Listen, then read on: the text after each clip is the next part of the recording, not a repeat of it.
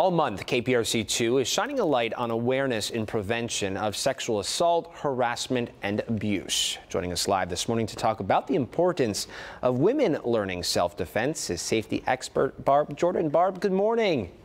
Good morning, Zach. Thank you so much for coming on the show. You know, this is a really important conversation. It's a delicate topic, right?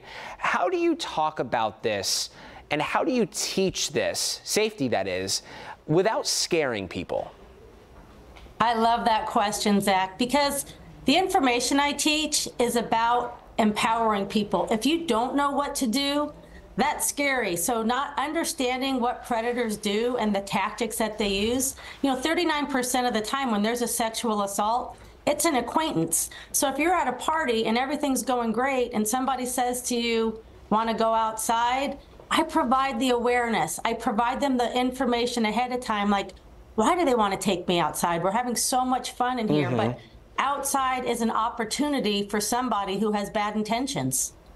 With that said, Barb, talk to us about the importance of trusting our intuition.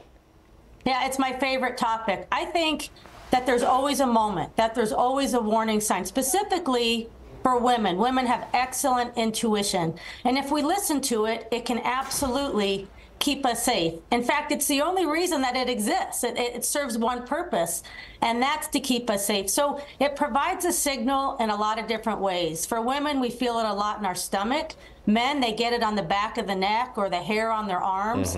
But intuition, when it signals us, it might even be something like a woman might say to her friend, hey, I'll meet you there in just a few minutes if so-and-so doesn't get me first. And then they bust out laughing. That's intuition. That means that you actually believe that this person can do you harm.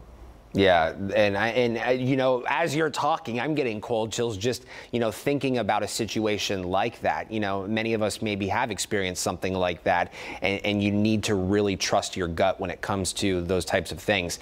Talk to us about, I'm not sure if this is the case, but, everybody wants their home to be safe, right? And maybe at some points we take that for granted. So talk to us about, what safety looks like in a home and how you can ensure your home stays that safe haven that it's supposed to be.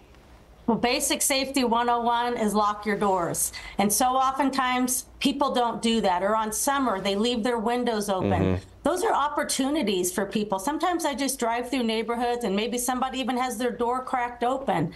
Somebody who's looking for an opportunity will absolutely capitalize on that. And you have to remember, if you're in your home by yourself, and you let somebody in, maybe it's a handyman, maybe it's a neighbor down the street, again, an acquaintance, anything can happen because your home can be an area of isolation, and that type of atmosphere can be dangerous. Yeah, absolutely.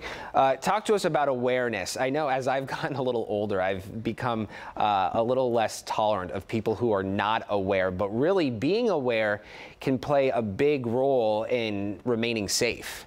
Yeah, awareness is the key. I always say, let's say you're walking outside the grocery store, you're leaving a gym.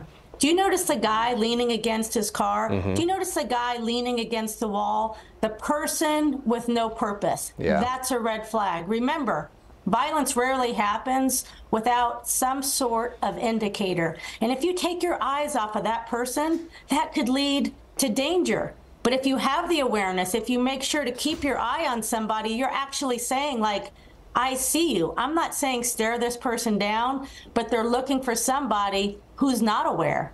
Yeah. Barb Jordan, always a pleasure chatting with you, catching up. We do appreciate you very much.